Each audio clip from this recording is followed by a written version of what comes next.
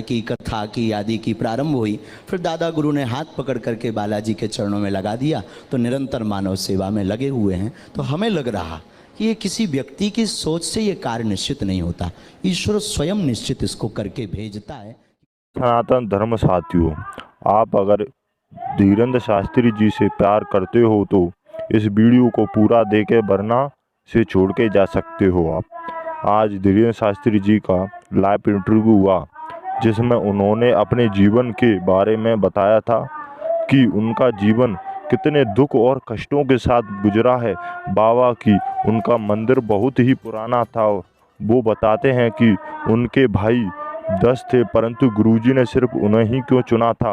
वो कहते हैं कि पहली बार मैंने कथा बाँची थी और गुरुजी ने मेरे हाथ पकड़ के मुझे हनुमान जी के सेवा में लगा दिया था, तो क्योंकि गुरुजी ने आपको ही क्यों चुना था। ये सवाल करते हैं लोग। उनको बताता हूँ कि भगवान ही निश्चित करते हैं कि व्यक्ति का क्या कर्म है। और पंडित धीरेन्द्र शास्त्री जी लाखों भक्तों के दुखों को हरते हैं और सदा सेवा में लगे हुए हैं। और जो लोग धीरेन्द्र शास्त्री जी पर विरोध करते हैं कि जो धोखा देते हैं, पाखंडी हैं, उन लोगों को क्या कहें आप ही बताइए कमेंट करके। एकदम आप बहुत तेजी से वायरल हुए हैं।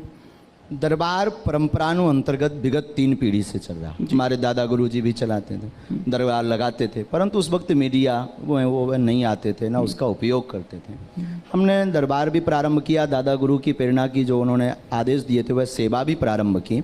और साथ ही साथ जो आपने कहा है कि 2 वर्ष में यह दरबार बड़ा प्राचीन है, परंपरानु अंतर्गत लोगों तक पहुंचा, अब पहुंचा, आप तक अब पहुंचा। तो हमें लगता है कि आपकी खोज अब तक हो पाई है, वो पहले खोज कर चुके थे आज से 300 वर्ष पहले।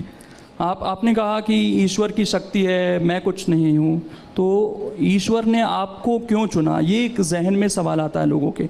कुछ रहा होगा, आपके दादा गुरु का आप जिक्र करते हैं, आपका परिवार भी बहुत लंबा है, आप बताते हैं कि आप टोटल 10 भाई हैं, चाचा के मिला, हाँ चाचा के मिला, कजिन सभी मिला। तो आपको क्यों चुना?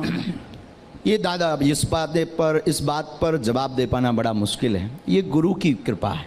हम लोग कई बार कोशिश करते हैं, हम लोग कई बार कहते हैं कि हमने गुरु को चुना, पर हकीकत ये होती है कि गुरु स्वयं देखता है कि किसको हमें पकड़ना है। तो 10 भाइयों में गुरुदेव ने हमें पकड़ा, ये हमारा सौभाग्य है। अब इसका जवाब हमसे बेहतर तो हमारे दादा गुरुजी दे सकते थे, लेकिन उनका शरीर तो नहीं है, पर सूक्ष्म रूप में उनके संस्कार हमारे पास हैं। लेकिन इसका जवाब हम यही देंगे कि गुरु की विलक्षण सोच थी, गुरु की कृपा थी, और शिष्य के पास तो सिर्फ समर्पण के अलावा कुछ नहीं बचता, वो हमारे जीवन में है। तो ये जो अभाव से प्रभाव तक की जर्नी रही है, सोचा था कभी ऐसा इस तरह की चीज? सौभाग्य है। हाँ। अभाव का जीवन बड़ा सौभाग्य। अभाव नहीं होता तो शायद आज हम प्रतिदिन अन्नपूर्णा भंडारा का क्रम नहीं प्रारंभ कर पाते। अभाव नहीं होता तो हम अपने जीवन में गरीब बेटियों का विवाह नहीं करवा पाते। तो हमारे लिए सौभाग्य। और लाखों लोग भारत में ऐसे हैं जो अभाव से जीवन जी करके, यहाँ पर भी अनेक लोग ऐसे बैठे हैं जो अभाव की जिंदगी जी करके अनेक उच्च पदों पर पहुँचते हैं। हमारे लिए ये वरदान प्राप्त है कि अभाव रहा तो हम आज लोगों की पीड़ा को समझ पा रहे हैं। लेकिन एक चीज़ आप खुद कहते हैं हमेशा कि अभाव में जब आदमी रहता है तो प्रभु के ज़्यादा करीब रहता है।